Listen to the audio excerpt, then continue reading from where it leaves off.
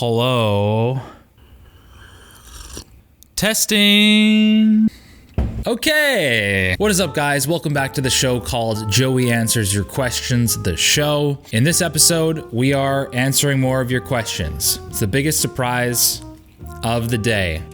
If you want me to do something other than answer your questions, if you have some ideas for what you want me to do on the second channel, let me know. But I think Joey Answers Your Questions, the show is going to be like a constant weekly thing, and then I'll try to fit in other video suggestions kind of in between those things, in between the episodes. Ryan Rowell says he followed through with his upload schedule. A surprise to be sure, but a welcome one. Thanks, Ryan. Florian Mattern says, use this comment as an I want a motivational book by Joey button. Love your content. Thank you, Florian.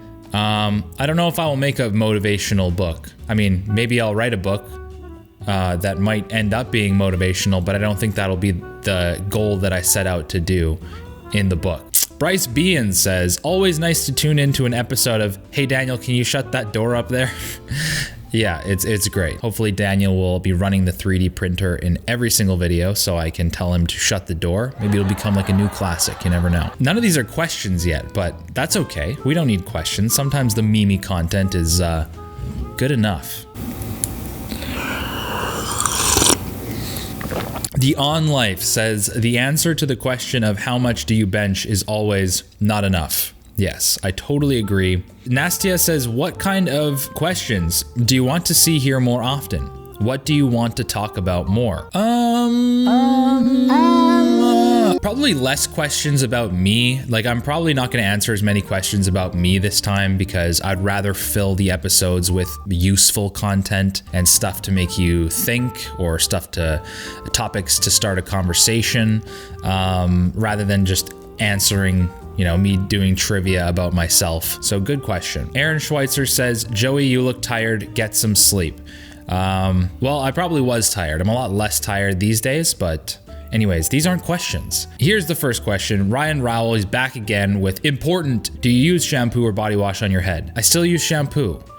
Because bald people get dandruff too. So you gotta use like an anti-dandruff shampoo sometimes, because if you have dandruff when you're bald, it really shows up. So yeah, you gotta take care of that. You don't want that dead skin flakes falling over the place like it's snowing outside. What is this stuff? Dandruff. Raw Scientist says, regarding the question on how to deal with going bald. Wow, this is very on topic. Maybe it's just gonna be the bald episode today. Unsolicited feedback coming from a woman. It really looks interesting and it adds that something extra to someone's personality.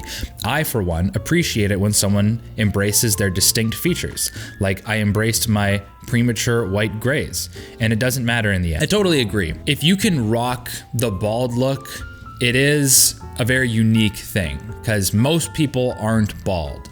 Most males later in their life will start going bald, but it actually takes a little bit of willpower or a little bit of the kick in the pants to actually shave it off. So it is kind of a unique feature, and I think it can look really good.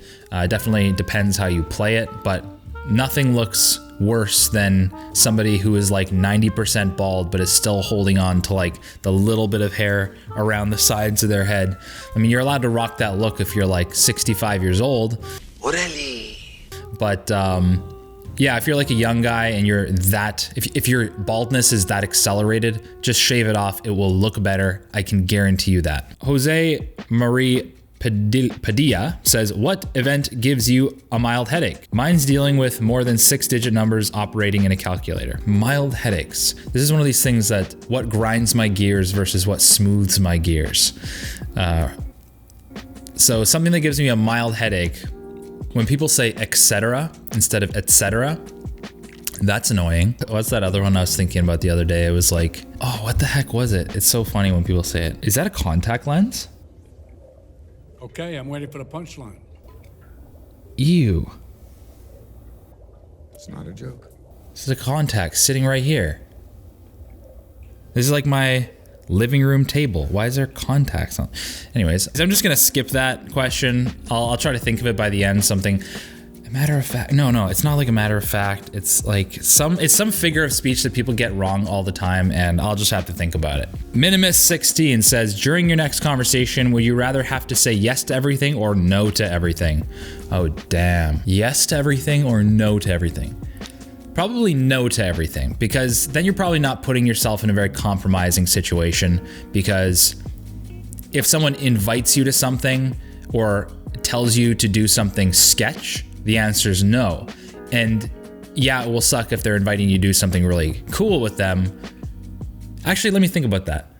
That totally goes against the whole Yes Man Jim Carrey movie where he has to say yes to every invitation, and his life actually turned out pretty well. It changed his entire life. So maybe the answer is yes. You know, just say yes to all of the things that people are inviting you to, saying yes to the opportunities that life presents, and just go along for the ride. Maybe yes is the answer. As cheesy as that sounds, I will change my answer from no to yes. Yeah! Suda says, or it might be soda with an elongated O sound. I'm obsessed with this series and awesome editing. Hey, don't thank me for the editing. That's a Demetrios thing. You're welcome. Q, do you ever feel like you're not doing enough to help this world and people in it? Like you're wasting your time on this earth by spending it on creative career? I'm a photographer and quite often feel like my time would be better used by being a doctor or, I don't know, researching cancer.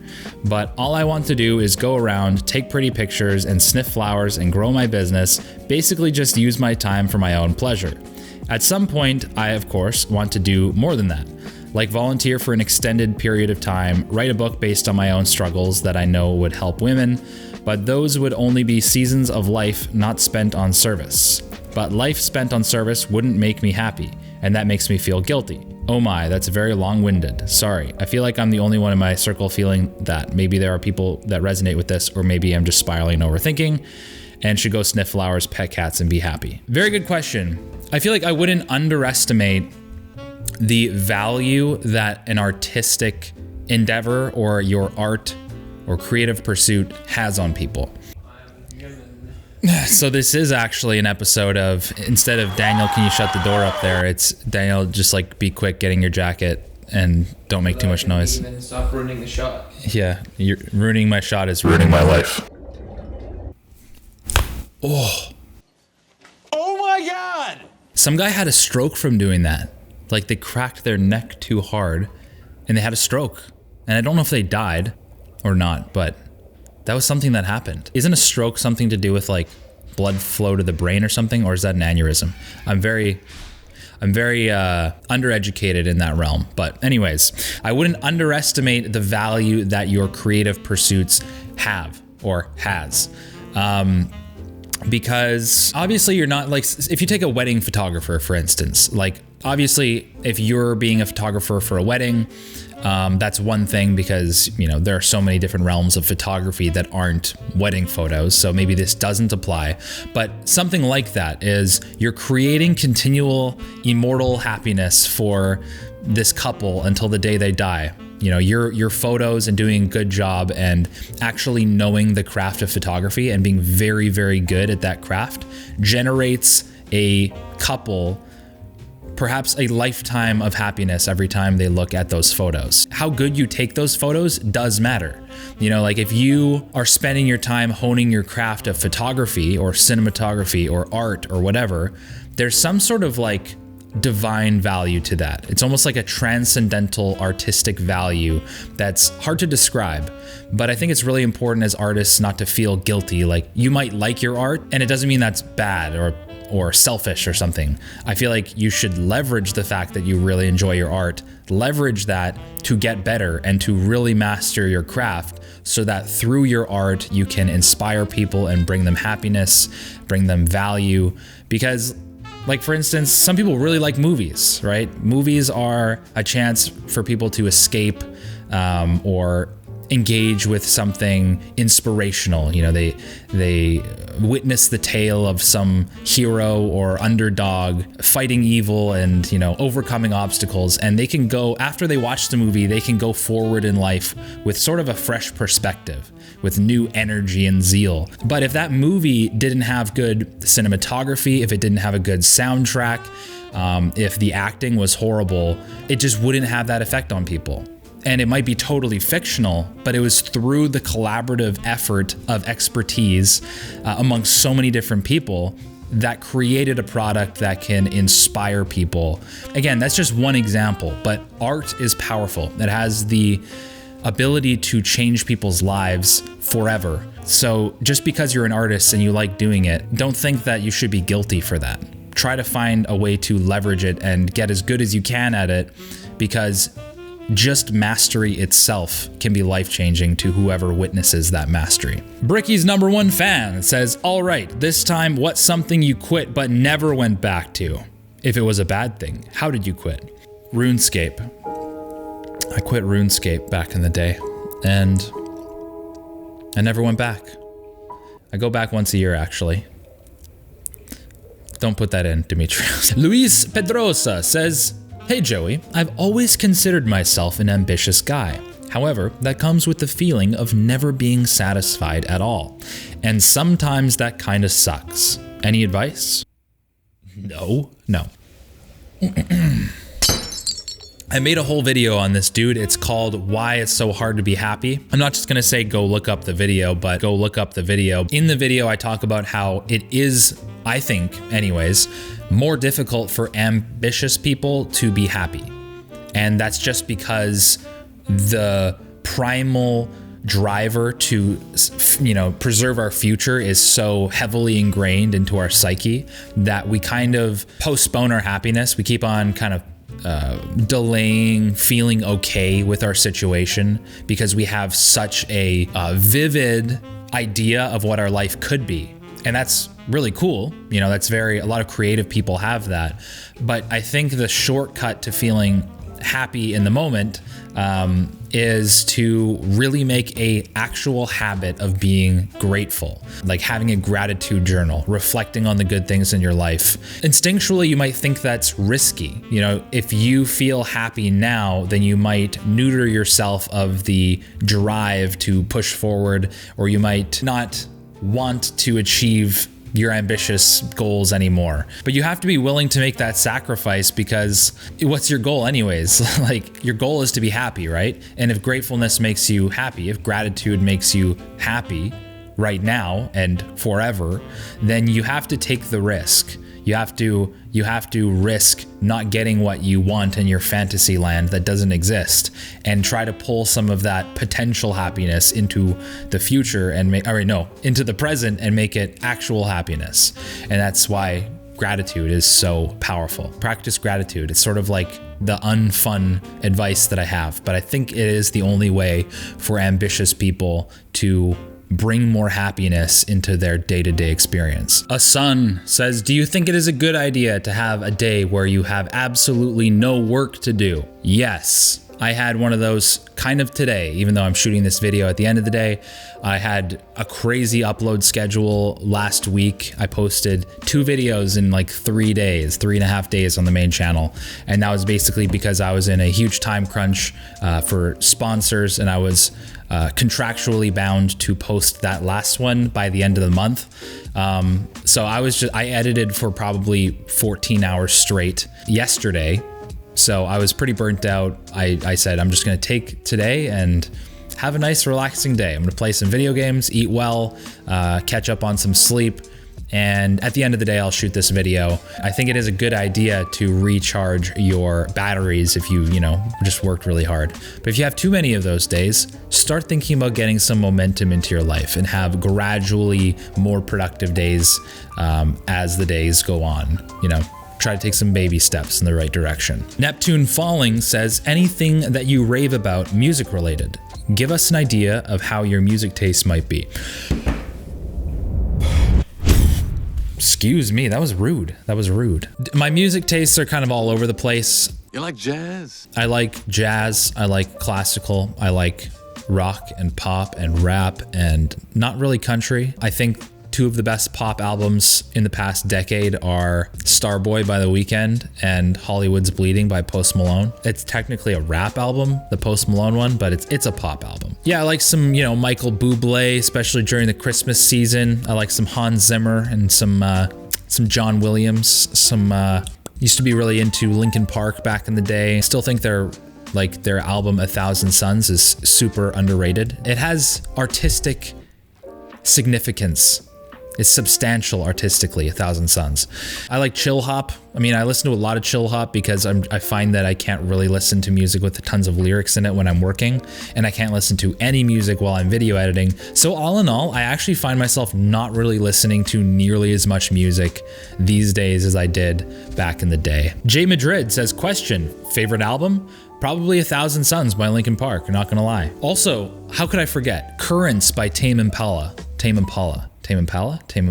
One of the best albums ever made. It's so good. Viva La Vida by Coldplay, absolute classic. One of the best albums in the past 20 years. Although it's super basic to say that, but I feel like that shouldn't take away from the fact that it is an incredible album. That John Mayer album, I forget which one, it's like more country, is really underrated. It's the closest thing to country that I actually really like. Oh, Paradise Valley, that's what it's called. And my favorite track right now that I'm just binging is Honeybee by Unknown Mortal Orchestra. So yeah, kind of all over the place. Marinus de Jager says, how often do you watch other YouTubers and who are some of your favorites? Yeah, I find myself watching kind of the same YouTubers every single day. I watch The Hockey Guy because I follow the NHL quite a bit. I end up watching Daniel Naroditsky's chess speedrun every single day. I'll check into Agadmator and Hikaru and my chess guys. If I need something a little funny, I'll check in with like PewDiePie or Cody Co. Yeah, all I have to do is check the algorithm right in front of me to see what it's recommending me. And it's ruining my life. The Spiffing Brit is pretty funny. Charlie, Critical, Penguin Zero, Chris Stuckman for my movie reviews. Yeah, basically just chess, hockey, and memes. That's what I watch on YouTube. I don't really dabble with self-improvement content so much anymore. I find that I need other inputs other than self-improvement content. Otherwise, it just turns into an echo chamber, and every single person who makes self-improvement content is just making the same content and recycling it all the time. So I think it's important that I don't. Arjun Kamani says, you never answer my questions. Okay. Hi, Joey. I can't find it. Like, I don't know where your questions are, dude. Oh, there you are. Joey, are you a monk? Are you happy, Joey? I'm not a monk, and I am happy.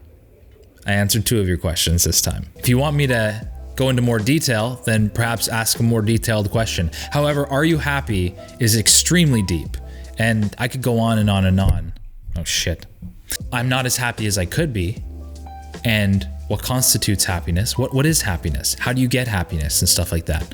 But I'm not in that mindset to hop into that right now, to be honest. This is my off day. This is where I'm supposed to be relaxing, playing video games. I still go to the gym though on the off day. I think it's important to keep on moving your body and not have a 0 day. But just have a little bit more of a relaxed day. This has nothing to do with anything. I don't know why I'm still talking. Mary R says, how do you eat your eggs? Now that is the type of question that I want to answer on this channel. Scrambled. Scramble those babies up, put a little bit of hot sauce. And recently, you guys might get really mad at this because it's barbaric. What am I, in the 3rd grade? I put ketchup on it. Oh, brother, this guy stinks! You know why? Why? There's a very specific reason I put ketchup on my scrambled eggs. It's because I've eaten eggs every single year of my life, and it reached a point where I'm starting to get sick of them. Like, eggs almost gross me out now, so I have to mask the flavor of eggs. And ketchup just tastes like ketchup. And ketchup's a pretty good flavor. So I'll just put a little bit of ketchup on it, and it's enough to just sort of take the edge off the eggs, so that I still get the nutritional value of the eggs, but it's not so eggy. Eggs are disgusting unless you mask the flavor or unless you mix it in with stuff. I used to really like eggs, and they're not bad, but they're eggs, Naughty DM2 says, what was your journey with piano? I am an amateur teaching myself. Have any learning pointers? Have a splendid eve, good sir. What was my journey with piano? Started playing piano when I was 5 years old. Took it very seriously. Did music festivals and stuff. Went through the Royal Conservatory of Music. Dang! I think I made it to grade 10 in the RCM. And then I went to university and majored in piano, got a scholarship there, but I switched majors because I realized I didn't want to be a concert pianist. Yeah, I was like very competitive in the classical music scene. But yeah, and I don't regret it or anything, but it's just not my vibe right now, you know? But I learned a lot. I feel like it actually added a lot to my life. I bought an expensive piano, as I mentioned in the last video, it's to give me an excuse to play more, and I really want to kind of dive back into it. Austin Wade says, Big Q, how do you mix your mic audio? Like specifics, EQ, reverb, compression, dB limit, etc., etc. Help, I mix it in Audacity. Before I send it off to my editor, this is what I do. Plop it into Audacity, and I do 2 passes of compression. I do minus 35 dB, and then ratio of 5:1, and then you have to not compress based on peaks, and not the normalized audio or like boost audio or whatever, just like both of them unchecked. And then you press compress, and then you compress again. And this time it's at a minus 25 dB noise floor and a 5:1 ratio. And then compress based on peaks is unchecked still, but the other one is checked. And I can't remember what that's called, but they're like next to each other. Check it, check the box. And that's pretty much all I do. And then I probably add about 4 decibels of bass in Premiere sometimes. I didn't do that in my last main channel video, but that's what I do. So give it a try. 2 passes of compression. It's the meta. It's what you got to do. Okay, that's all for today. Thank you so much for watching. We'll catch you in the next video.